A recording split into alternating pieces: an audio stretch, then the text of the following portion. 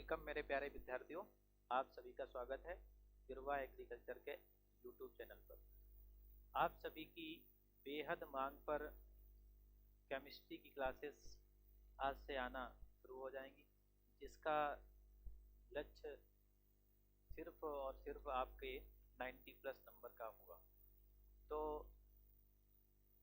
गिरवा agriculture academy के YouTube channel पर आप सभी लोग केमिस्ट्री की क्लासेस आज से देखना पर डे चालू कर दीजिए, जिसमें आप सभी को सबसे पहले हम लोग डिस्कस करेंगे ऑर्गेनिक केमिस्ट्री में। ऑर्गेनिक केमिस्ट्री के बाद में फर्स्ट पेपर के ऊपर चर्चा करेंगे। वो बात की बात है, लेकिन शुरुआत हम लोगों की होगी सिर्फ सबसे पहले ऑर्गेनिक केमिस्ट्री। तो आज से हम लोग सबसे पहले यही देख लें कि ऑर्गेनिक केमिस्ट्री में हाइड्रोकार्बन क्या होता है। तो सबसे पहले आज हम लोग बातचीत करेंगे हाइड्रोकार्बन के बारे में, और हाइड्रोकार्बन होता क्या है और किससे किससे मिलकर के बना होता है। सबसे पहले हम लोग चर्चा करते हैं हाइड्रोकार्बन।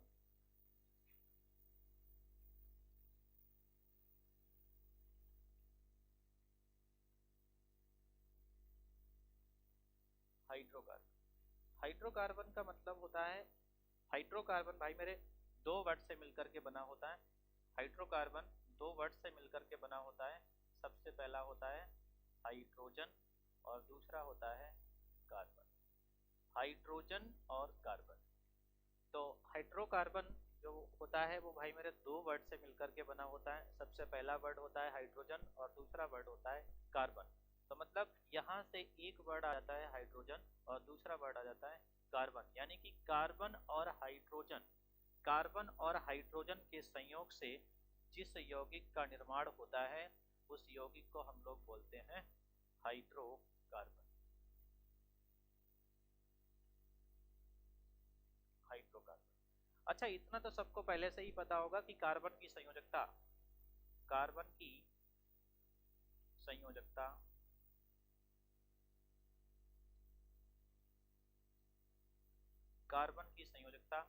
4 होती है।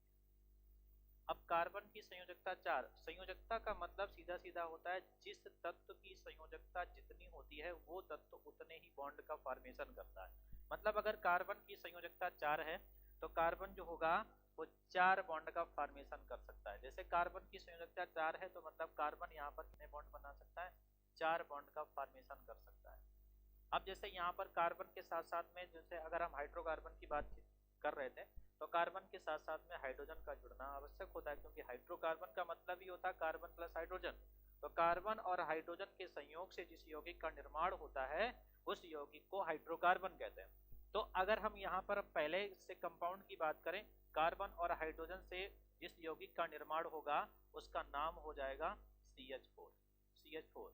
अब CH4 में अगर हम बात करें, CH4 में अगर हम बात करें तो भैया कार्बन एक है और इसका नाम हो जाता है मेथेन। इसका नाम हो जाता है मेथेन। तो भैया हम लोग बातचीत कर रहे थे हाइड्रोकार्बन की। तो हाइड्रोकार्बन का मतलब होता है कि कार्बन और हाइड्रोजन के संयोग से जिस यौगिक का निर्माण होता है उस यौगिक को हाइड्रोकार्बन कहते हैं। कार्बन और हाइड्रोजन के संयोग से जिस यौगिक का निर्माण हो जाए वो आपका यौगिक हाइड्रोकार्बन कहलाएगा। कार्बन के साथ साथ में अगर इसके डेरिवेटिव की बात करें तो अगर इसके डेरिवेटिव की बात करें तो इसके डेरिवेटिव में आपका आ जाता है कार्बन के साथ साथ में hydrogen, oxygen, nitrogen, fluorine, chlorine, bromine, iodine. लेकिन यहाँ पर अगर हम भाई मेरे बात करें तो यहाँ पर कार्बन के साथ साथ हाइड्रोजन का होना अति आवश्यक है। इसके साथ साथ में इसके और जो डेरिवेटिव होते हैं, यानी कि जो व्युत्पन्न जिनको बोला जाता है, वो हो या ना हो, बट कार्बन के साथ साथ अगर हाइड्रोजन जुड़ा है तो वो यौगिक हाइड्रोकार्बन कहलाएगा। अब अच्छा, अगर हम बात करें हाइड्रोकार्बन के बाद में, हाइड्रोकार्बन की अगर हम बात करें हाइड्रोकार्बन का वर्गीकरण, तो इसका वर्गीकरण जो होगा वो किस तरीके से होगा जरा देख लेते हैं।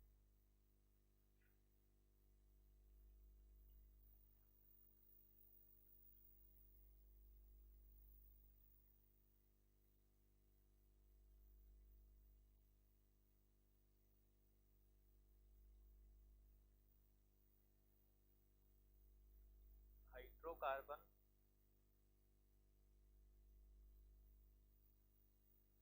का वर्गीकरण, इसको हम लोग बोलते हैं हाइड्रोकार्बन का वर्गीकरण। इसकी इंग्लिश भाई मेरे होती है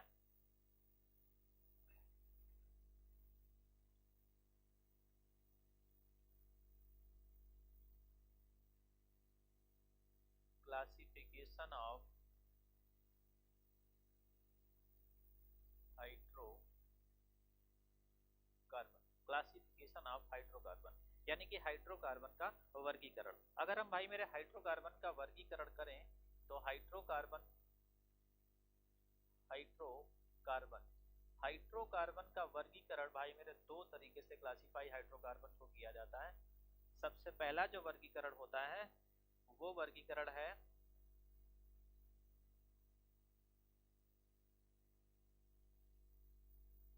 सबसे पहला जो वर्गीकरण होता है वो होता है सबसे पहला वर्गीकरण इसका होता है सैचुरेटेड, इसको बोलते हैं सैचुरेटेड हाइड्रोकार्बन, और दूसरे को बोला जाता है अनसैचुरेटेड हाइड्रोकार्बन। सैचुरेटेड हाइड्रोकार्बन और दूसरे को बोला जाता है अनसैचुरेटेड हाइड्रोकार्बन। तो भाई मेरे होता इसमें क्या है, सैचुरेटेड का मतलब होता है संतृप्त, इसका मतलब होता है संतृप्त हाइड्रोकार्बन।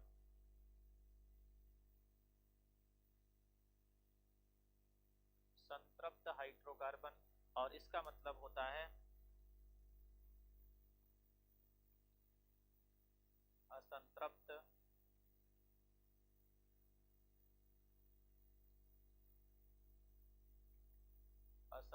हाइड्रोकार्बन।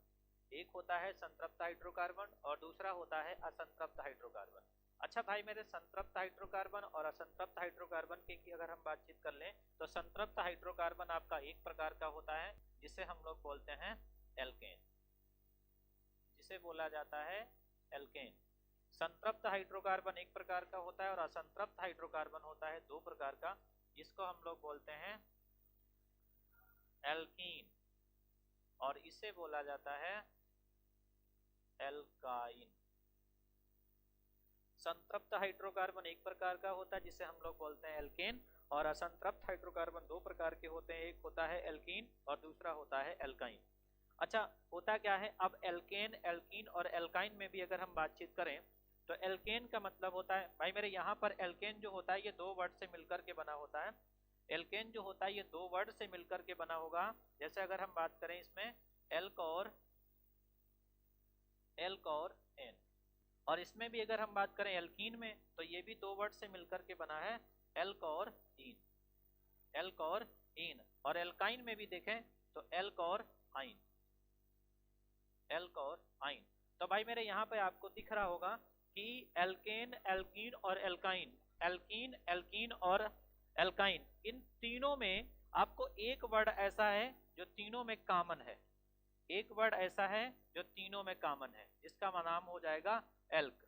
एल्क वर्ड आपका ऐसा वर्ड है जो तीनों में कॉमन है, एल्क वर्ड आपका ऐसा है जो तीनों में कॉमन है। अच्छा इसकी भी हम चर्चा कर लें कि एल्क का मतलब क्या होता है। भैया एल्क का मतलब होता है रूट वर्ड, एल्क का मतलब होता है रूट वर्ड। अब भैया रूट वर्ड का मतलब क्या होता है, रूट वर्ड का मतलब होता है number of carbon atom, number of carbon atom, number of carbon atom.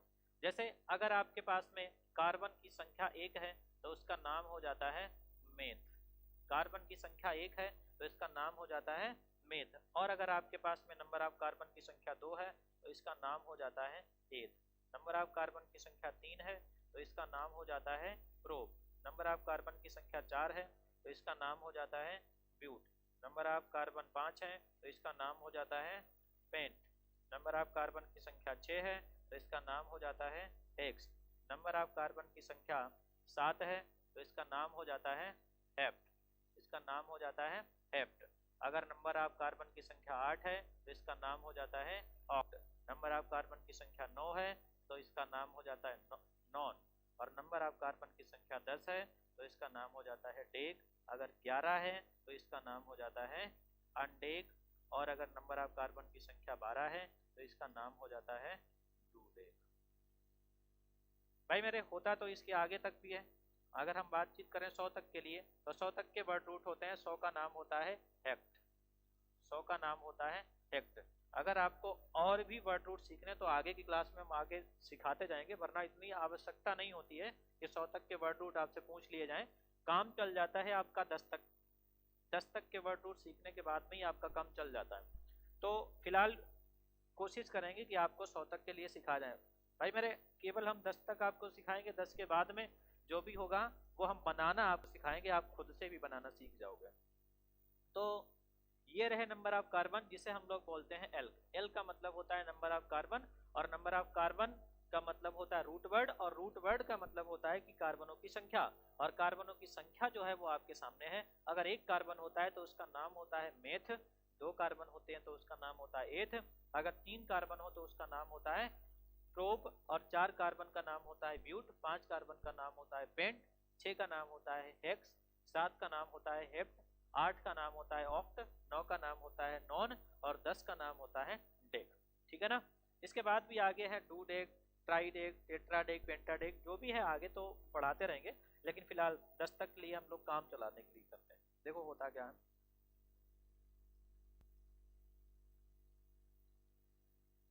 हाँ जैसे हम लोग चर्चा कर रहे थे यहाँ पर, हाँ एल्क का मतलब होता है, तो तीनों में एक वर्ड आपका कॉमन मिला था जिसको हमने देखा था एल्क। तो एल्क का मतलब होता है नंबर ऑफ कार्बन, यानी कार्बनों की जो संख्या होती है उसे हम लोग एल्क बोलते हैं। तो अब होता इसमें क्या है, जैसे इसका एक जनरल फार्मूला होता है, इसका जनरल फार्मूला होता है CN। चलो इसको नेक्स्ट पेज पे देख लेते हैं। नेक्स्ट पेज पे जैसे अगर हम बातचीत करें एल्केन, और यहाँ पर हम लोग देखें एल्कीन और एल्काइन, एल्काइन। तो अब अच्छा इसमें होता क्या है, इसको हमने जस्ट अभी आपको बताया था कि इसको 2 वर्ड में तोड़ देते हैं, एल्क और एन। इसको भी तोड़ लेते हैं, इसका नाम हो जाता है एल्क और इन। इसको अगर तोड़ लेते हैं तो इसका नाम हो जाता है एल्क और आइन। तो इसका जो जनरल फार्मूला है, जनरल फार्मूला इसका होता है CnH2n प्लस 2, CnH2n प्लस 2, और इसका जनरल फार्मूला होता है CnH2n, और इसका जनरल फार्मूला होता है CnH2n माइनस 2, CnH2n माइनस 2। तो अच्छा यहाँ पर C फॉर होता है कार्बन, H फॉर होता है हाइड्रोजन, बट यहाँ पर N का मतलब होता है कोई इंटीजर नंबर जिसकी शुरुआत 1 2 3 4 डॉट डॉट, आगे कुछ भी कर सकते हैं, मतलब n की शुरुआत जो होती है वो एक इंटीजर नंबर यानी धन पूर्णांक संख्या से होती है। अच्छा अब इसमें होगा क्या, जैसे n का मान अगर हम एक इसमें पुट करें तो यहाँ पर लिख सकते हैं C1 H2 into 1 plus 2, C1H2 into 1 plus 2। तो भाई मेरे होगा क्या, C1 H2 बन जा 2 प्लस 2 कितना हो जाता है 4, यानी C1H4 को क्या हम CH4 लिख सकते हैं, C1H4 को अगर CH4 लिख सकते हैं, C1H4 को CH4 लिख सकते हैं, तो इस बेस पर इसका नामकरण भी कर सकते हैं, एल्केन के बेस पर इसका नामकरण भी कर सकते हैं। तो एल्केन के बेस पर अगर इसका नामकरण करना चाहें तो एल्केन के बेस पर इसका नामकरण किस तरीके से होगा, जैसे अगर इसमें देखा जाए तो इसका जो नामकरण होगा भाई मेरे कार्बन, जैसे यहाँ पर एल्क है ना, तो इसका मतलब हो जाता है एल्क प्लस एन से, और एल्क प्लस एन से अगर देखें तो एल्क का नाम पहले लिखा जाएगा, एल्क का नाम अगर पहले लिखा जाएगा तो एल्क का मतलब होना चाहिए कितना, कार्बन की संख्या, क्योंकि एल्क का मतलब होता है कार्बन की संख्या। देखो एल्क का मतलब होता है कार्बन की संख्या, एल का मतलब भैया रूट वर्ड, और रूट वर्ड का मतलब होता है नंबर ऑफ कार्बन, और नंबर ऑफ कार्बन का मतलब होता है एल्क, तो मतलब कार्बन की संख्या ये रही, एक कार्बन होता है तो मेथ लगाते हैं, जैसे मेरे पास में अभी इसमें भी लिखा है कि अगर एक कार्बन आपके पास में है, क्योंकि कार्बन की संख्या एक है तो पहले हम लोग लिखेंगे मेथ, और लास्ट में यहाँ पर एन कब लगाते हैं भैया, एन का मतलब होता है, एन लगाने का यहाँ पर सीधा सीधा मतलब होता है जब कार्बन और हाइड्रोजन के मध्य या कार्बन और कार्बन के मध्य, कार्बन और कार्बन के मध्य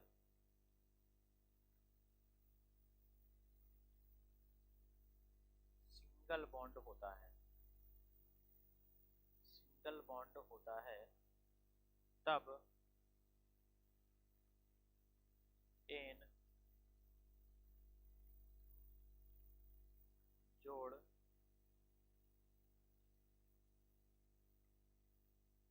दिया जाता है। जब कार्बन और हाइड्रोजन के मध्य या कार्बन और, जनरली होता है इसमें ही है, सिर्फ कार्बन और हाइड्रोजन के मध्य में तो ऑलरेडी हमेशा ही सिंगल बॉन्ड होता है, तो कार्बन और कार्बन के बीच में, यानी कि कार्बन और कार्बन के बीच में अगर आपके पास में सिंगल बॉन्ड है तो रूट वर्ड के लास्ट में हम लोग क्या वर्ड जोड़ देते हैं, रूट वर्ड के लास्ट में हम लोग एन वर्ड जोड़ देते हैं, तो मेथ के लास्ट में हम लोग क्या जोड़ देते हैं, एन, तो इसका नाम हो जाता है मेथेन, ठीक है ना।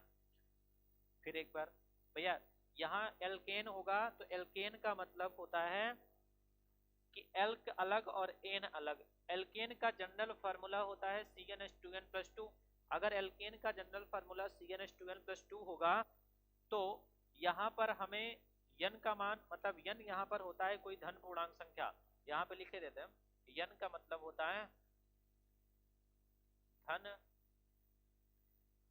पूर्णांक संख्या, तो धन पूर्णांक संख्या जो होती है वो आपकी एन, धन पूर्णांक संख्या का मतलब होता है एन, तो यहाँ पर हम n का मान अगर 1 पुट करें तो n का मान जैसे ही हमने यहाँ पर 1 रखा तो मेरे पास में जो निकल के आया वो आया था CH4, और जब CH4 निकल के आएगा तो इसको हमने क्या किया था कि एल्क और एन, एल का मतलब होता है कार्बन की संख्या, तो कार्बन की संख्या यहाँ पर 1 है तो 1 का नाम हो जाता है मेथ, और यहाँ पर कार्बन और हाइड्रोजन, अच्छा इसको अगर ना दिख रहा हो तो कार्बन के साथ साथ, कार्बन के साथ साथ यहाँ पर हाइड्रोजन सारे सिंगल बॉन्ड से अटैच्ड हैं, कार्बन के साथ साथ हाइड्रोजन सिंगल बॉन्ड से अटैच्ड है, और जब हाइड्रोजन सिंगल बॉन्ड से अटैच्ड होगा तो मतलब सारे के सारे बॉन्ड यहाँ पर कैसे हैं, सिंगल बॉन्ड, और सिंगल बॉन्ड जब होता है तब हम लोग लास्ट में क्या जोड़ देते हैं, एन वर्ड लास्ट में जोड़ देते हैं, इसीलिए हमने मेथेन के साथ, मेथ के साथ में लास्ट में क्या जोड़ा है, एन।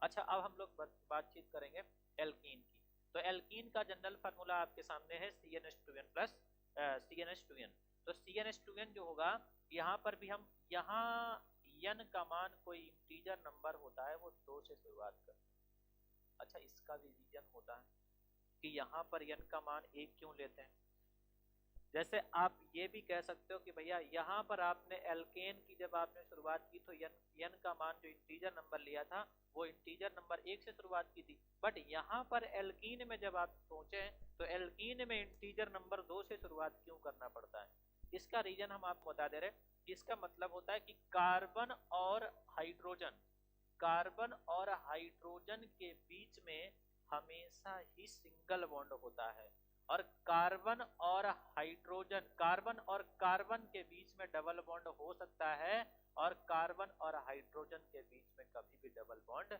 नहीं होगा, और भैया इन हम तभी लगाते हैं जब कार्बन और कार्बन के बीच में डबल बॉन्ड कम से कम एक बार तो होना चाहिए, तो कार्बन और कार्बन के बीच में अगर डबल बॉन्ड एक बार होना चाहिए तो कार्बन भी मेरे पास में 2 होने चाहिए कम से कम, तभी तो डबल बॉन्ड पॉसिबल हो सकता है, तो जब डबल बॉन्ड बनाने के लिए हमें कार्बन की आवश्यकता 2 पड़ती है तो इंटीजर नंबर की शुरुआत भी 2 से ही करनी पड़ती है ना, तो आप भी देख लेते हैं होता है इसमें क्या है, अगर इसमें हम मान रखेंगे तो C2H2 इंटू 2 C2H2, तो C2 2 2 जा 4, 2 दूनी 4 मतलब C2H4, और अगर C2H4 आएगा तो भैया कार्बन के साथ साथ में 2 कार्बन है 2 के साथ साथ में 4 हाइड्रोजन है,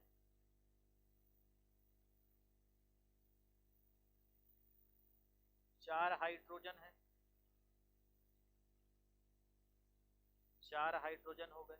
अब यहाँ पर एक संयोजकता खाली रह जाती है, तो वहां पर हम लोग क्या कर लेते हैं, कार्बन और कार्बन के बीच में डबल बॉन्ड, यानी कि C2H4 का स्ट्रक्चर बन गया। जब C2H4 का स्ट्रक्चर बनेगा तो कार्बन की संख्या तो भाई मेरे 2 है, और 2 का नाम अभी आपको बताया था कि 2 का नाम क्या होता है, 2 का नाम होता है एथ। तो जब 2 का नाम एथ होगा तो कार्बन की संख्या 2 है, तो रूट वर्ड में हम सबसे पहले क्या लिखेंगे, यहाँ पर लिखना पड़ेगा एथ, और एथ के साथ साथ में डबल बॉन्ड अगर आया है तो डबल बॉन्ड का मतलब लास्ट में क्या जोड़ना है, इन, तो इसका नाम हो जाता है एथ इन। और अगर साइड में अगर हम दूसरी और चर्चा कर लें कि n का मान अगर हम 3 रख के देख लें, तो n का मान जब 3 रखेंगे तो C3 हो जाएगा H2 into 3, तो C3H6, और जब C3H6 होगा, C3H6 होगा तो यहाँ पर इसका नाम, कार्बन की संख्या कितनी है, कार्बन की संख्या 3, और जब कार्बन की संख्या 3 हो जाए तो कार्बन की संख्या 3 का मतलब होता है प्रोप, कार्बन की संख्या 3 का मतलब होता है प्रोप। तो प्रोप लिखने के लिए हमें करना इसमें क्या पड़ता है, कार्बन की संख्या 3 है तो नाम लिखोगे प्रोप, और डबल बॉन्ड तो होगा ही होगा, तो प्रोप के साथ में क्या जोड़ देना है, 3, तो हो जाएगा प्रोप 3। ऐसे ही हम लोग चर्चा कर लें इसमें अल्क और आइन में, तो इसका जनरल फार्मूला लिखा है ना CnH2n-2, CnH2n-2। अब CnH2n-2 लिखा है तो यहाँ पर भी हम जब कार्बन और हाइड्रोजन के बीच में सिंगल बॉन्ड के अलावा ना तो डबल बॉन्ड बनता है और ना ही ट्रिपल बॉन्ड बनता है, तो कार्बन और कार्बन के बीच में डबल बॉन्ड भी पॉसिबल होता है, ट्रिपल बॉन्ड भी पॉसिबल होता है। तो कार्बन और कार्बन के बीच में डबल बॉन्ड जब बनेगा तब तो इन जोड़ेंगे, और कार्बन और कार्बन के बीच में जब ट्रिपल बॉन्ड होगा तब हम लोग उसके लास्ट में क्या जोड़ देते हैं, आइन। मतलब यहाँ पर होगा कि कार्बन और कार्बन के बीच में ट्रिपल बॉन्ड, तो कार्बन और कार्बन के बीच में अगर ट्रिपल बॉन्ड होना है तो कार्बन की संख्या कम से कम तो 2 लेनी पड़ेगी। तो यहाँ पर भी integer number n is equal to कहाँ से शुरुआत करते हैं, n का मान यहाँ से भी 2, 2, 3, 4, 5, आगे डॉट डॉट कुछ भी ले सकते हैं। तो मतलब यहाँ पर हो जाता है कि C2H2 into 2 minus 2, तो C2H2 2 जा 4, 2 2 जा 4 minus 2 बचेगा 2, यानी कि कार्बन और कार्बन के बीच में ट्रिपल बॉन्ड, और ट्रिपल बॉन्ड के साथ साथ में 2 हाइड्रोजन, 2 हाइड्रोजन। जब 2 हाइड्रोजन जोड़ देते हैं, कार्बन और कार्बन के बीच में ट्रिपल बॉन्ड और 2 हाइड्रोजन, जब इसके साथ में 2 हाइड्रोजन जुड़ जाते हैं तो भैया 2 कार्बन, और 2 कार्बन का मतलब होता है कि एल का नाम कितना हो जाएगा, 2 कार्बन का मतलब 6, 2 कार्बन का मतलब क्या होता है, एथ, तो इसका मतलब यहाँ पर हमें क्या लिखना पड़ेगा, एथ। तो यहाँ पर हो जाएगा भैया एथ, और एथ के लास्ट में अगर ट्रिपल बॉन्ड होता है तो ट्रिपल बॉन्ड के साथ में क्या जोड़ देते हैं, इन, तो इसका नाम हो जाता है एथीन।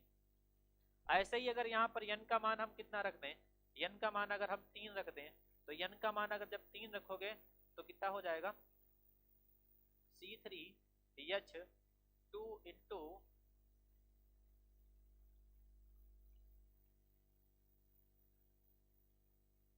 -2, तो C3 3 दूनी 6, 6 minus 2 4, तो भैया C3H4 जब आएगा तो कार्बन की संख्या कितनी है, तो जब कार्बन की संख्या 3 होगी तो 3 का नाम प्रोप होता है। तो जब 3 का नाम प्रोप होगा, तो जब 3 का नाम प्रोप होगा तो प्रोप लिखने के लास्ट में हम लोग क्या जोड़ देंगे, सॉरी यहाँ पर इन नहीं जोड़ना है, यहाँ पर आइन जोड़ना है, आइन जोड़ना है, यहाँ पर आइन जोड़ना है। यहाँ पर भी आपका क्या जुड़ जाएगा, इन तो हम तब लगाते हैं, इन का मतलब होता है जब लगाते हैं कि इन कार्बन और कार्बन के बीच में अगर सिंगल बॉन्ड होता है तो हम लोग लगाते हैं एन, कार्बन और कार्बन के बीच में अगर डबल बॉन्ड होता है तब हम लोग लगाते हैं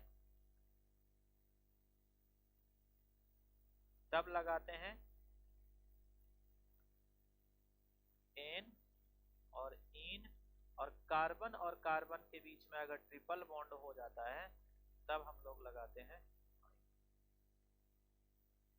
तो कार्बन और कार्बन के बीच में अगर आपके पास में सिंगल बॉन्ड है तो हम लास्ट में जोड़ देते हैं एन, और कार्बन और कार्बन के बीच में अगर आपका डबल बॉन्ड है तो हम लोग जोड़ देते हैं इन, और कार्बन और कार्बन के बीच में अगर ट्रिपल बॉन्ड है तो हम लोग जोड़ देते हैं आइन।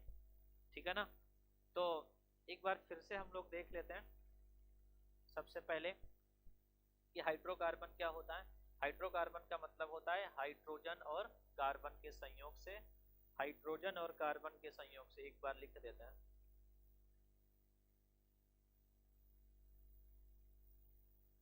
हाइड्रोजन और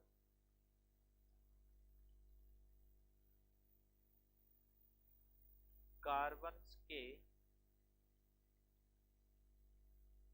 संयोग से जिस यौगिक का निर्माण होता है उसे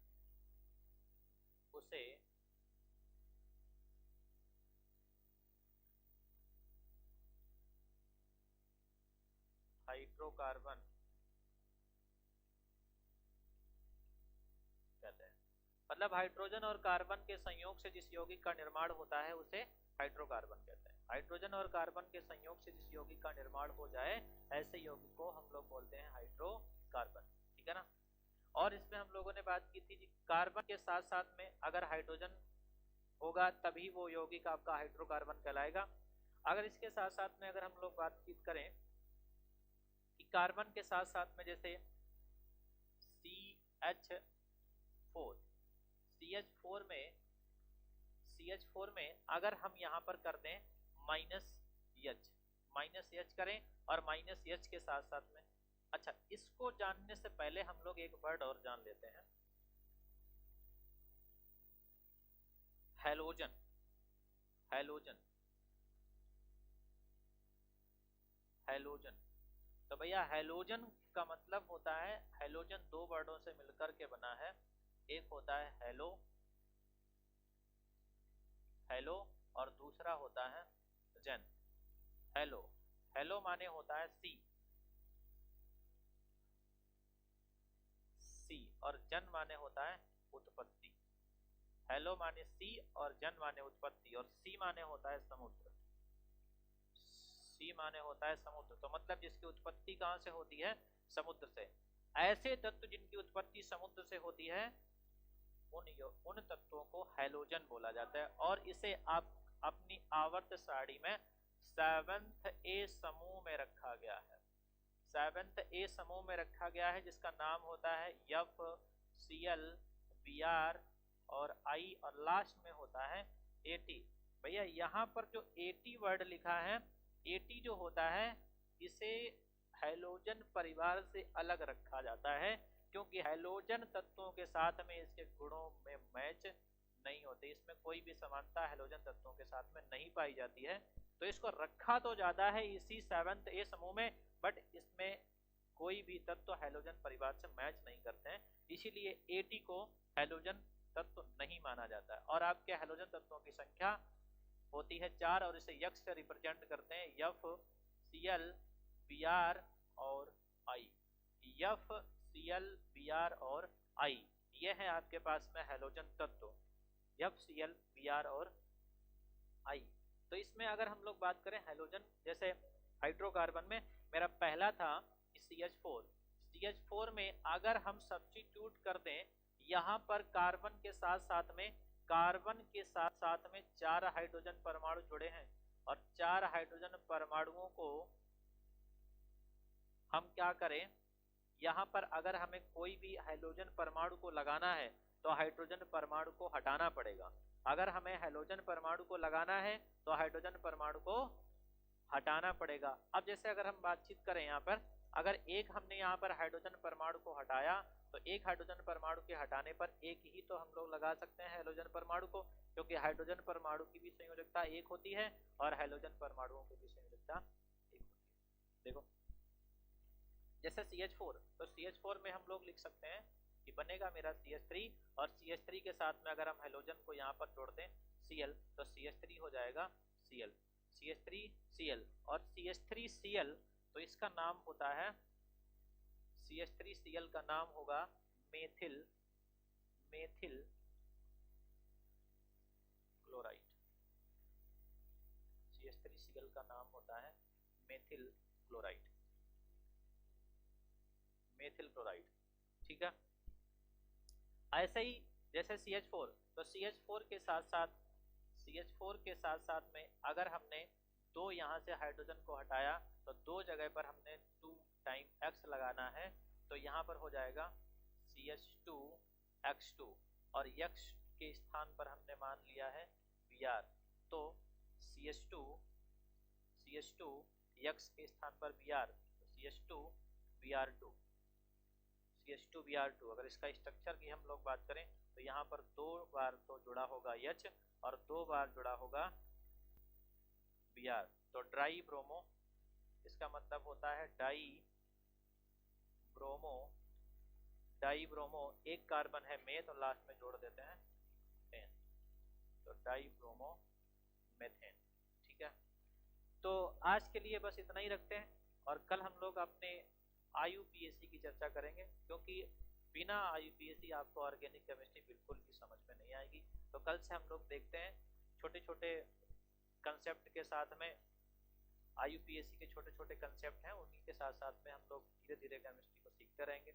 तो बिना IUPAC जाने ऑर्गेनिक केमिस्ट्री में कदम रखना तो सही नहीं होगा, इसलिए सबसे पहले हम लोग चर्चा करेंगे IUPAC के बारे में।